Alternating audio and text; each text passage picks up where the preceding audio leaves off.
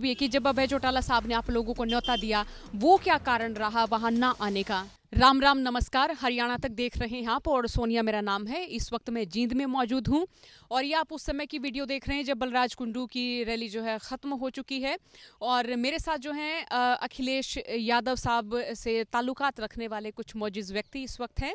आपने देखा होगा कि इस मंच पर अखिलेश यादव साहब हमें नजर आए।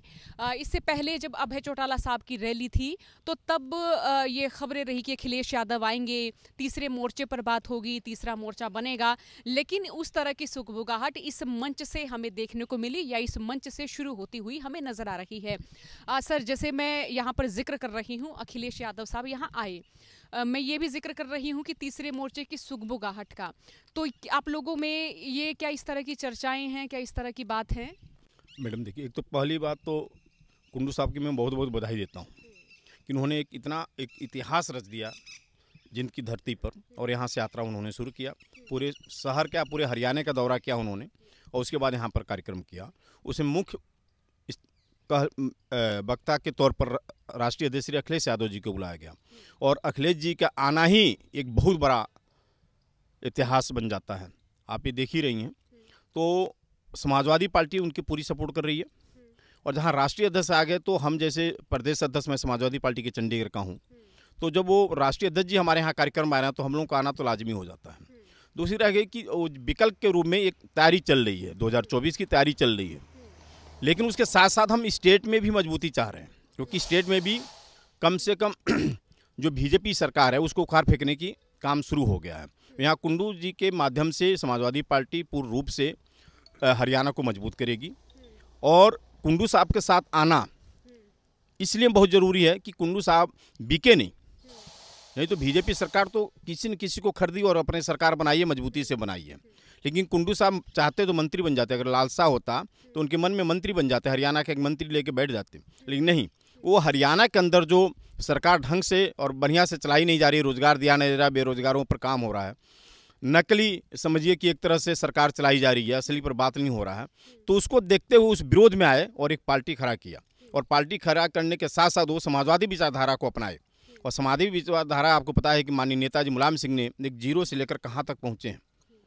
तो इसलिए अखिलेश जी यहाँ पर आना जरूरी था, क्योंकि एक ईमानदार व्यक्ति जो बिका नहीं, तो उसको सपोर्ट करना बहुत जरूरी है। सर, आप प्रदेश अध्यक्ष कहाँ के? चंडीगढ़ प्रदेश का। अच्छा, चंडीगढ़। इसे चंडीगढ़ राजधानी जो हरियाणा और पंजाब की है, तो वहाँ से तो हम ये कहें कि मतलब राज हो गया हमारा, चौधर जो है हमारी वहीं जाती है। कहाँ पर जाती है? चंडीगढ़ में ही, मतलब जैसे हमारे सीएम वगैरह बैठते हैं तो वही वहाँ के इलाके में या उस क्षेत्र में क्या बातचीत होती है कुंडू साहब को लेकर या इनकी पार्टी को लेकर, कभी हुई हो? आपका जो यात्रा रहा वो चर्चा का विषय रहा। देखिए, कुंडू साहब ने जो यात्रा की वो चर्चा का विषय रहा, और सबसे बड़ा चर्चा का विषय जब कुंडू साहब ने निमंत्रण राष्ट्रीय अध्यक्ष श्री अखिलेश यादव जी को दिया तो वो इससे ऐतिहासिक बन जाता है। राष्ट्रीय अध्यक्ष अखिलेश जी इनके इतने फ्लावर हैं, वो देखिए 4 बार का MP हैं, 1 बार का विधायक भी रहे हैं, MLC भी रहे हैं, और 5 साल इतने बड़े सूबे का मुख्यमंत्री भी रहे हैं, और बेदाग छवि है, और विकासों का झरिया उन्होंने लगाया। असली विकास पुरुष तो कोई है तो अखिलेश यादव जी हैं। इतना बड़ा विकास पुरुष कोई पैदा नहीं हुआ, न आने वाले तो पैदा होगा।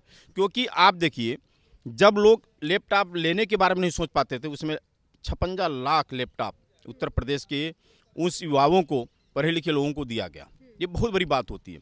100 डाल जो 112 नंबर बदल दिया गया, क्योंकि ये सरकारें खाली नाम बदलती हैं, काम तो करती नहीं।